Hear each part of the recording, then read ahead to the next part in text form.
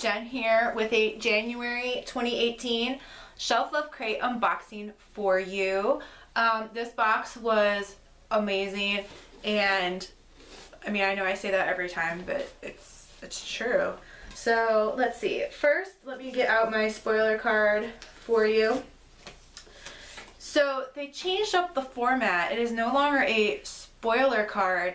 It is like a little magazine now. So it has the design, which is from when they announced what the theme was on Instagram. And the letter to the author, or from the author, is in here. The theme was Royal Pains. They have the photo challenge in here and the dates. They have a spotlight for unboxing photos, and I think I said already, the spoiler cards in here. And on the back it has the February theme reveal, which they're already sold out February, and the theme was hide and seek. And a vendor reveal for February, which is Evie Bookish on the back here. So let's go through this. So first things was a travel mug by Bookworm Boutique, and it is, I don't know if it's stainless steel. I think it might just be like stainless steel coated, maybe? Not sure. Yeah, because the inside is lined. But it has a quote that says, "Love is beautiful fear," which is from the Selection series by Kira Cass. I actually hope to read that series. I think I'm going to read Remnant Chronicles, start Remnant Chronicles in February, and read that in March, and then maybe at the end of March, if I finish the Remnant Chronicles, start the Selection series. So that is super cute. And it was created exclusively for Shelflove Crate. This scarf was amazing, and it is inspired by the cover art of Rain. Oops, sorry, I don't want to tell you what the book is yet. But it's skulls and crossbones and crowns, and for me, this is perfect because honestly, this is like totally, it's really my style actually. Like, I love skulls and crossbones. I would not normally wear it with a hoodie, to be honest, but I'm gonna leave it on for right now. There's also this awesome Novelly Yours candle, which is an exclusive to the crate. Brittany is awesome, so if you haven't checked out Novelly Yours, you really should. I collaborated with her on a Lunar Chronicles box where she contributed the female character candles because she had them, and I contributed the male character candles because I had them, and we made a limited edition box together, so she is wonderful. This candle is inspired by Rook from an enchantment of ravens, and it's called Autumn Prince and smells like apple, amber, musk, and fresh air. And it's in a 2-ounce jar. It's a gorgeous orange color, and it smells so good. Like, I like to burn my candles actually, and sometimes with jars that makes me sad because then like the jar is gone, whereas if it's a tin, like, you can't tell that you burned it or not. But I'm torn. Like, I want to burn this because it smells amazing, but then I don't want to burn it because I don't want it to be gone. So I'm not sure what will happen. Also, there is this, no idea how to say it, so I'll just say the Goblin King magnetic bookmark created by Nightmares and Daydreams. And this is exclusive for January subscribers, and it's really cute. And I like that Nightmares and Daydreams, not only is there a front, but there is a back. It's not just the same side twice. So I think that's kind of fun. And it's like a large magnetic bookmark as well. It's not really very small. There was also this adorable crown pen in here. And it just is just a cute little pen. I mean, there's nothing like complicated about it. I don't know if you can see that crown. And then that's but it's cute. I like it. It'll look good in videos and look good on a desk and things like that. There's also this art print. Where does it say? Kahlid and Shazi print from, I think, The Wrath and the Dawn. Yeah, haven't read those yet. They're like up here somewhere. This was created by dianadworak. Sorry if I messed up your name. And it's really pretty. So I think this is different. I don't remember the postcards. I guess the postcards did always have art on them. I used to have one behind me, but it has since move. But the colors and the depth of this is really beautiful. I need to move that up the TBR too. I mean, it's only 2 books. So another change that I noticed was the bookmark changed. Oh, I couldn't remember what was behind me. I'm going to do a book review later. So it's a snapshot of the Royal Pains artwork. And then on the back now, it has like a bookshelf, and because Shelflove reads Shelflove Crate. So that's pretty cute as well. And there's actually detail, like it says like Jane Eyre, Throne of Glass, Fangirl, The Fault in the Stars, or Our Stars, or whatever. It's got the Illuminae files and Court of Akatar and Cinder on here and stuff. So that's cool. You can tell I don't read contemporary because I don't even know the names of things.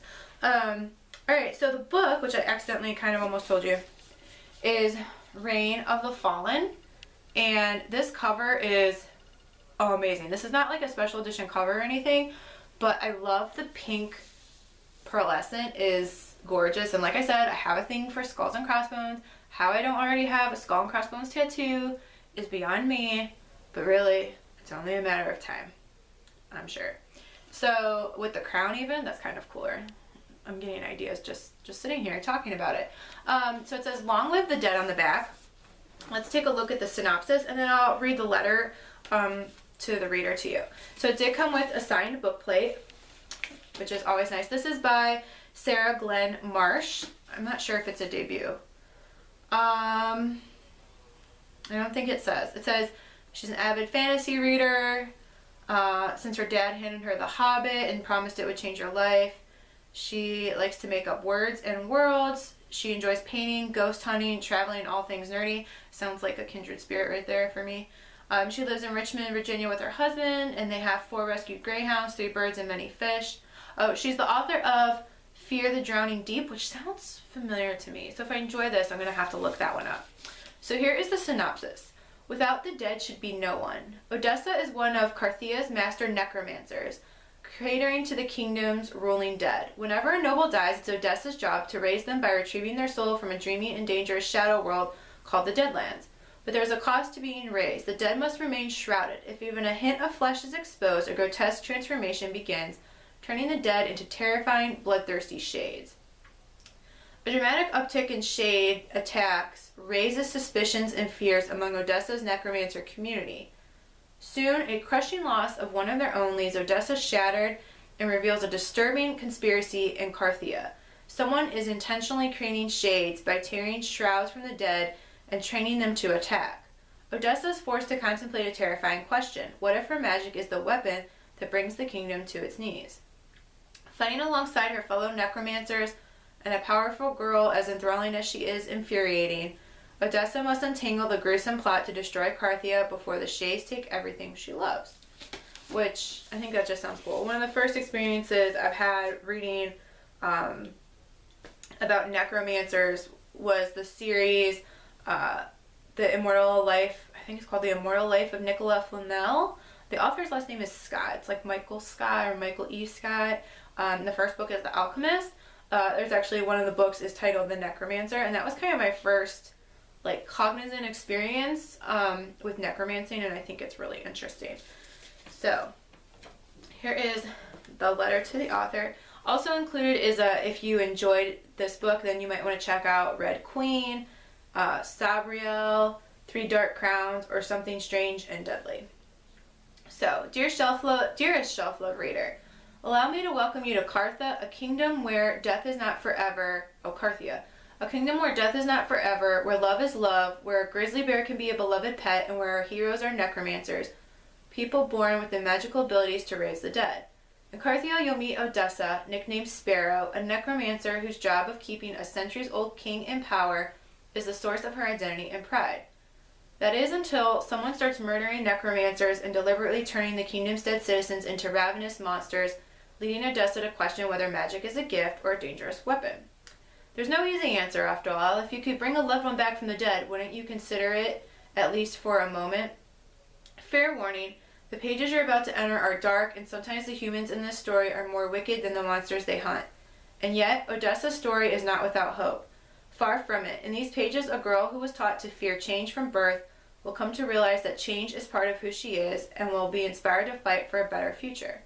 I sincerely hope you enjoy Reign of the Fallen, and if you do, I've got some reading suggestions to share for when you finished it. If you like your fantasy with a healthy dose of horror on the side, try Garth Nix's Old Kingdom series starting with Sabriel. Also try Frances Harding's A Skin Full of Shadows. I think I just got The Lie Tree by that author. I thought it was Frances Hodge, but I mix up names all the time, so I'm sure it's Frances Harding.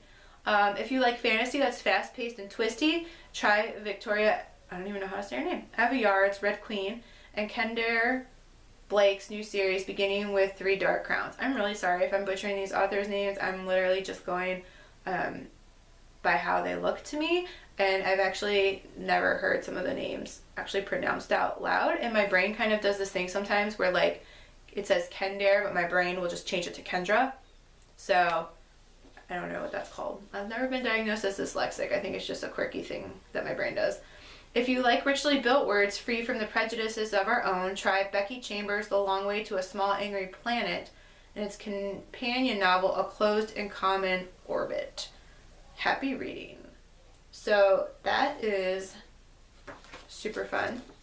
So this was Royal Pains, and the artwork actually reminds me of The Cruel Prince, which I'm going to be doing a book review shortly after this video. So yeah, another great box by Shelflove Crate.